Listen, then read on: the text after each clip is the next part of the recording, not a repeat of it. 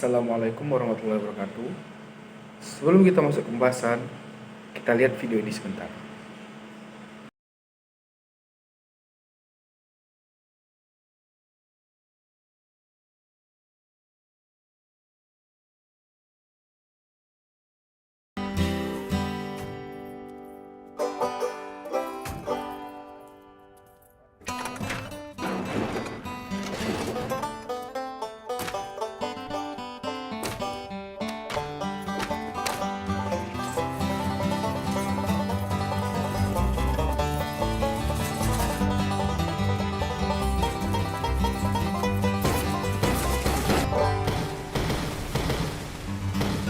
Set them free.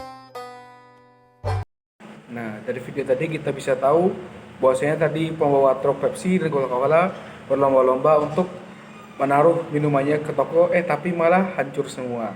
Nah, sebelum kita masuk pembahasan itu, saya akan membahas tentang mata kuliah saya itu akuntansi manajemen mengenai balance scorecard.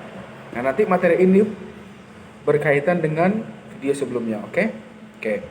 Nah, apa itu balance scorecard? Balance scorecard merupakan ukuran kinerja perusahaan yang mempertimbangkan secara perspektif atau hubungan yang merupakan manajemen strategi dan tujuan ingin dicapai oleh suatu perusahaan jangka panjang yang kemudian diukur dengan modus cekal lanjutan. Nah, cara gampangnya gini, suatu perusahaan itu dalam membuat barang itu melihat bagaimana perusahaan lain itu bisa sukses. Jadi membandingkan antara produk dia dengan produk perusahaan lain gitu.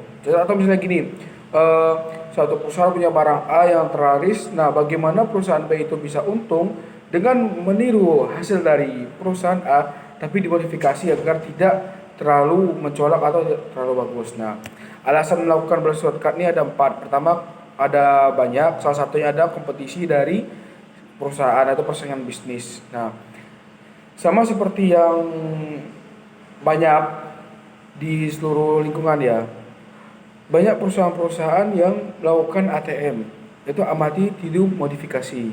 Nah, hal ini bertujuan untuk meningkatkan kinerja perusahaannya dan bisa menyaingi perusahaan lain. Nah, kita masuk ke video tadi. Nah, video tadi menjelaskan bahwasanya menjelaskan tentang persaingan antara Coca-Cola dan Pepsi dan sudah lama, bahkan sampai sekarang persaingan tersebut masih berjalan.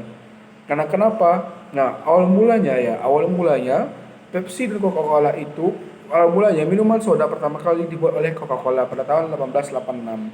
Nah, kemudian karena minuman soda yang bermerek Coca-Cola itu rame, sehingga Pepsi juga membuat minuman yang sama. Padahal resep dari minuman Coca-Cola itu hanya diketahui oleh 3 orang saja di dunia ini dan bahkan sekarang, dan penjagaannya pun ketat di sebuah pabrik.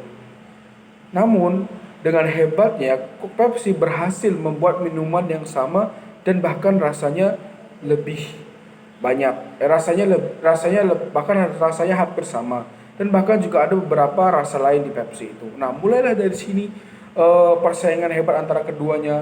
Sebenarnya banyak iklan-iklan kontroversial yang terlarang atau di-banned dari TV yang kalau kalian cari di YouTube ada itu iklan terlarang, di mana persaingan antara Coca-Cola dan Pepsi dari 12 tahun yang lalu sampai sekarang. Nah, di dalam fenomena ini, menurut saya apakah perusahaan tersebut sudah melakukan balance scorecard? Menurut jawaban saya iya. Namun kalau menurut saya itu, ini disclaimer ya, bukannya saya tidak memihak salah satu dari minuman tersebut. Hanya ini saya belajar saja bahwasanya persaingan tersebut masih kurang baik menurut saya. Soalnya persaingan tersebut banyak seperti kayak menjatuhkan satu sama lain gitu. Walaupun ya tahun-tahun sekarang agak berkurang. Nah, cuman kalau kita lihat tahun-tahun sebelumnya itu Pepsi dan Coca-Cola itu persaingannya lebih ketat. Padahal masih banyak minuman seperti Sprite, Fanta, yang sama minuman soda. Cuman dua itu karena sangat diminati oleh seluruh kalangan dunia, mereka berdua melakukan persaingan tersebut. Nah, jadi apakah saya sudah melakukan balance scorecard? Sudah melakukan balance scorecard. Cuman kurang baik ya, karena persaingannya terlalu ekstrim itu menurut saya. Nah, bagaimana cara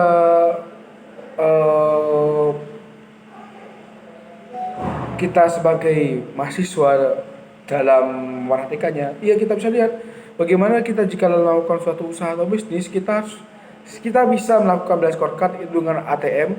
Nah, cuma jangan sampai kita menjatuhkan usaha lain atau kita membuat usaha lain orang menjadi ya tergusur atau menjadi marah gitu.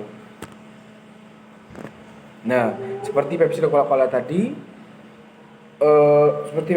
tadi, bahwasanya mereka melakukan persaingan yang terkadang sehat, terkadang tidak sehat gitu. Ya. Dan sampai sekarang pun mereka masih melakukan persaingan. Nah, mungkin itu saja dari saya, mungkin itu saja video dari saya. Saya akhiri. Assalamualaikum warahmatullahi wabarakatuh.